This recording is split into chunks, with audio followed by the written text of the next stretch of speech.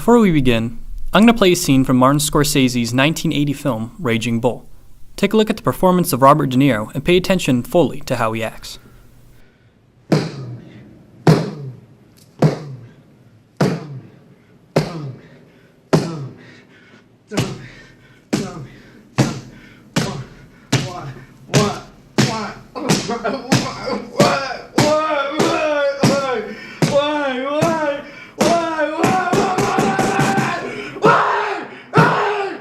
Pay attention fully to how he acts.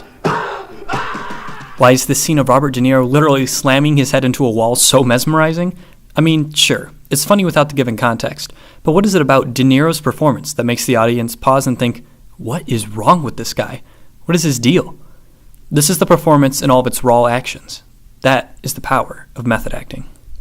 There would probably be no such thing as method acting if it wasn't for Konstantin Stanislavski, a Russian non-actor who preferred to view the value of theater from an outside perspective. Stanislavski computed his own method for true acting in the first half of the 20th century.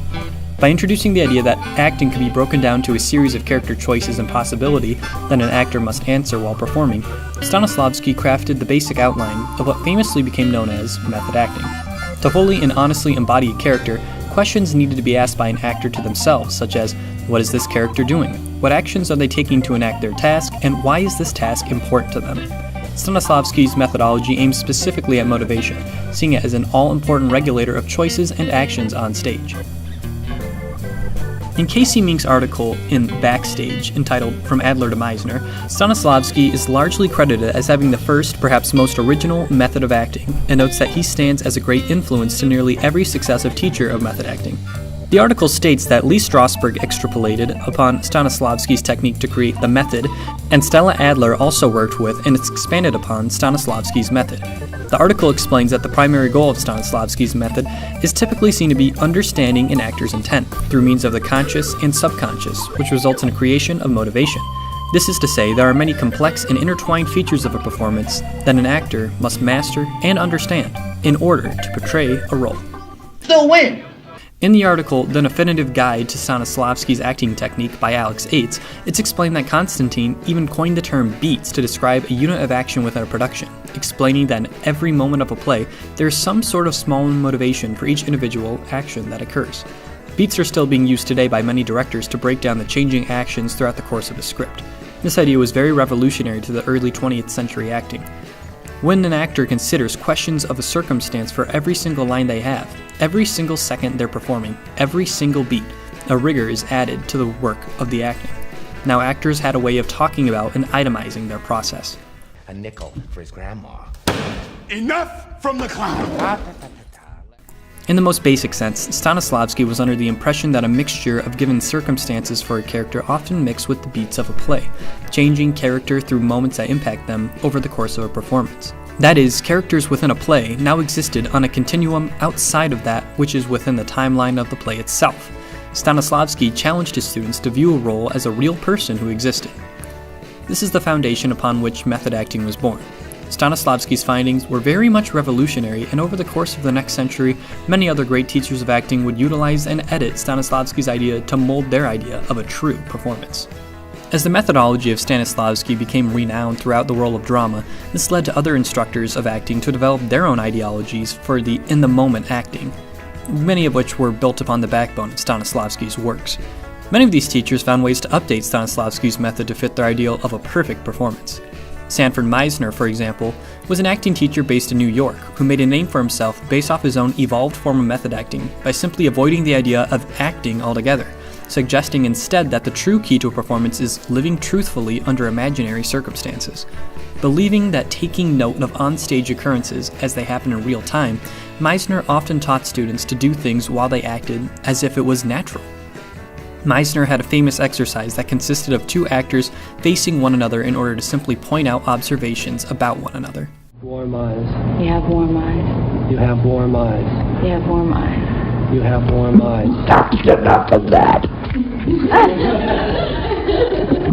It's an exercise designed to eliminate all intellectuality from the actor's instrument. and to make him a spontaneous responder to where he is, what's happening to him, what's being done to him. By taking note of small changes that vary from moment to moment, Meisner is suggesting that actors stay on their toes and act less, rather than trusting in their instincts for any given moment. This method worked very well for many actors, as Meisner was able to teach the likes of Diane Keaton, Christoph Waltz, and Grace Kelly. The Führer and Goebbels propaganda have said pretty much the same thing, but where our conclusions differ is I don't consider the comparison an insult. Another important method is found in the Stella Adler Academy. A student of Stanislavski, Adler strove to create a system that revolves around the development of independent actors, the power of imagination, the importance of action, script interpretation, and the cultivation of a rich humanity. Utilizing made-up circumstances to embody made-up characters, Adler convinced her students that deep study should be taken into account when crafting a role, and real-life experiences through study could be useful if the role isn't associated with true emotions. Adler actually ended a long-term acting partnership with Lee Strasberg over his idea of emotional recall, deeming it sick and unhealthy. Rather, Adler suggested that actors create truths in imaginary circumstances. For instance, Adler's student Marlon Brando once took his physical circumstances to the extreme in a Broadway production in which his character was supposed to have just emerged from a freezing cold lake. In order to accurately portray this, Brando had an actual bucket of ice water drench him before he walked on stage. In essence, Adler believed in acting accurate to the world within the play. Hey, Stella! Another general method is found in Uta Hagen, who created 10 infamous acting exercises to normalize method acting to general thespians. Hagen believed in the idea that all actors have objectives and goals within a scene, and decided the actor was to decipher exactly what they wanted to accomplish given their situation. Generally, the way an actor speaks, pauses, thinks, or even looks may show exactly how this goal is imperative to the character. Take a look at Hagen's student Matthew Broderick in a clip from Ferris Bueller's Day Off, and see if you can tell by the way he acts what he's trying to accomplish. Yeah, that's me. Listen, young man. Entre nous, I'm very busy here. Why don't you take the kids and go back to the clubhouse? Are you suggesting that I'm not who I say I am? Blink and you may miss it, but notice the movement of Broderick's eyes. The way he avoids twitching or showing signs of weakness presents Bueller as someone who's trying to sell something. Due to small changes in his body, such as the reaffirmed posture, the unblinking stare into his enemy's eyes, and small intricacies with the jaw, we can tell without much context that the character is trying to assert themselves. However, more controversial methods existed within the realm of Strasberg, a student of Stanislavski who believed in an idea called emotional recall, where actors were to dwell upon past experiences and emotions in order to mold a performance. Many acting instructors, such as Stanislavski himself, found Strasberg's teachings to be dangerous and risky when considering the emotional wear and tear that can affect an actor as a result. Whereas Uta Hagen and Stella Adler went after imagination, individuals like Strasberg aimed directly for the psyche. The important takeaways from the many methodologies of acting circulating around the early to mid-20th century is that they focused specifically on how to form a character's emotion and how an actor can find a way to put themselves in another pair of shoes. One thing that is rarely touched upon, however, is how one walks in these shoes. One problem with all these methodologies is that rarely do any of them make mention of physicality and its place in a performance. Prior to the invention of film reels, acting had been a purely presentational medium, where bold action sequences weren't typically present. However, in the budding Hollywood era of 20th century acting, it became apparent that acting was going through a revolution, that physicality needed more attention. Unfortunately, early acting teachers such as Stanislavski and Adler often disregarded movement as a major tendency in performing, and it took the work of a precarious Frenchman to create a mainstream form of physical acting. Jacques Lecoq was an avid believer in movement as a primary motivator in performing, and had a profound idea that our cognitive ways of thoughts and actions were a result of mixture between head acting and physicality. Lecoq didn't disregard other methods, but rather suggested that an actor's motion should be an influencer of a performance. Lecoq's idea of the laws of movement refers to the affordances and constraints of the typical able-bodied human anatomy, and also to the physics of movement in the material environment. To Lecoq, there is no acting without essential movement. Every character moves through space in a different way, carries themselves in a specific manner, and has a rhythm and pace to their actions and reactions which is unique to them. Mannerisms, movement, the way a character exists on stage and on the screen is absolutely essential to a fully realized performance. Take an actor like Geoffrey Rush, who studied under Lecoq. Rush is a notable physical actor, as he creates a different visual example of existence for every person he plays. Rush is full of exaggerated but in-character facial expressions and picks up differing dialects and tones for every role, and all of his roles move in different ways. Take a look at his sharp, sudden, almost random movements from his role as Captain Barbossa in the Pirates of the Caribbean movies, and then compare it to the subtle, slow, hunched motions from his award-winning role in Shine.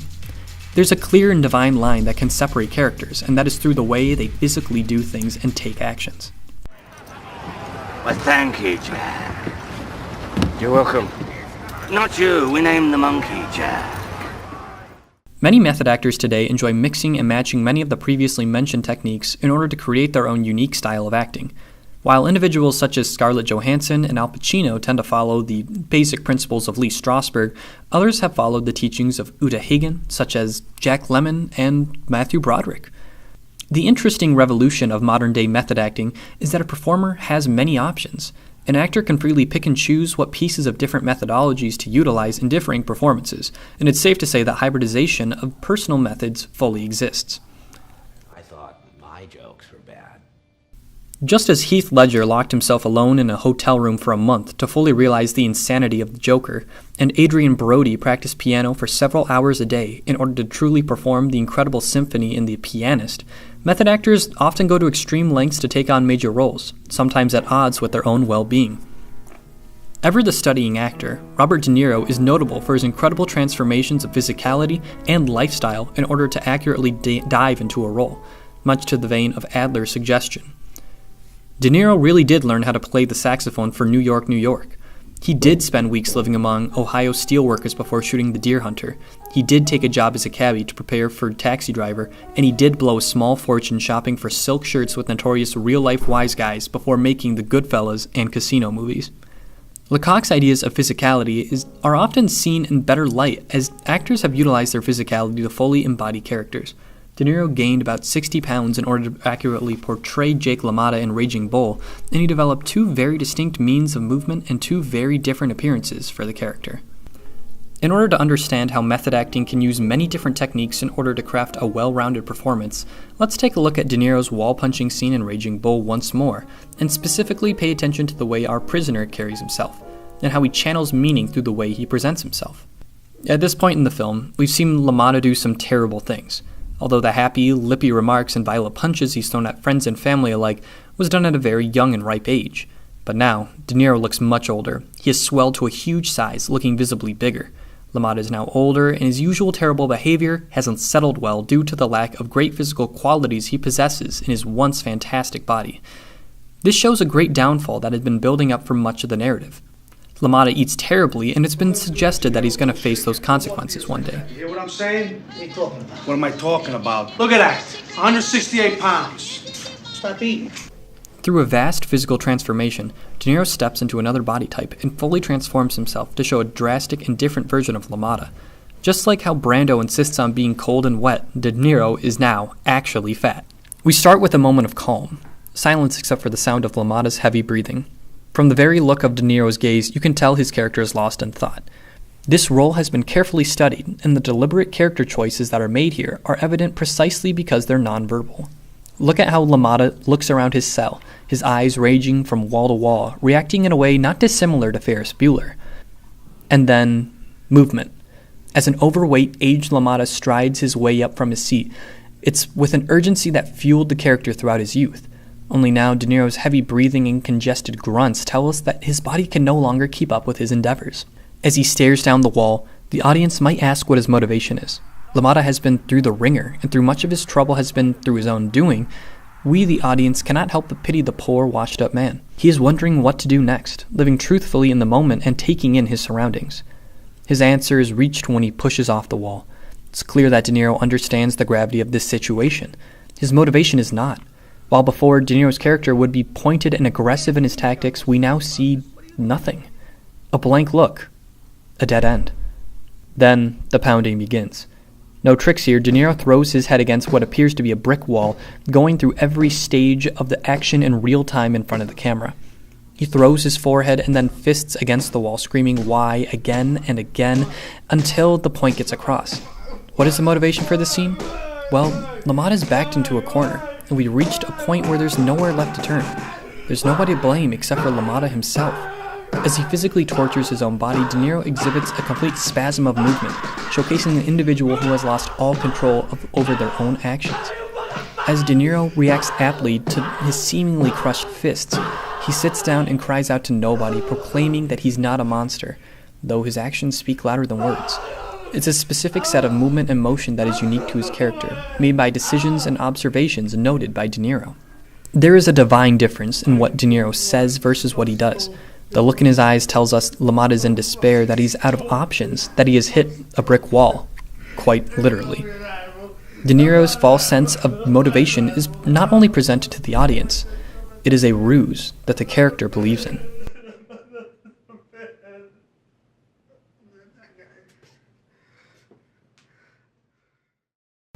Following the advice of the teachings of Stella Adler, De Niro found out for himself who LaMotta truly was. Jake LaMotta was an individual who didn't age well, a person absolutely alone with nobody to care for him except for himself. A large man who once occupied a physically astounding body, someone who's broken on the inside and did everything within their power to corrupt their outer shell too. So De Niro didn't jot down a few notes and figure he'd wing it. Rather, he spent weeks working upon his accent, the way he breathed, his pauses, his pace, and his way of movement. He physically altered his body so that his form, the body in which he existed, was similar to that of LaMotta. This is mixing many method acting techniques together to craft a universally powerful performance. Aggressive and unfiltered, LaMotta is the individual who could punch the hell out of a wall in one moment and then cry out for his wish of humanity in the next. We feel bad for LaMotta because we see the full picture. He is hopeless. He eyes himself fearfully. He hits the wall as though he could topple it. He feels the ramifications of his actions with a twinge after he's hopelessly destroyed his fists against the cement wall. You can tell through the action and reaction of De Niro that, to this character, he is living through the circumstances of the situation. De Niro is Jake LaMotta, and he's doing exactly what the Raging Bull would do in that circumstance. This is what makes method acting legendary, what brings the legend of LaMotta and so many other fan favorites to life.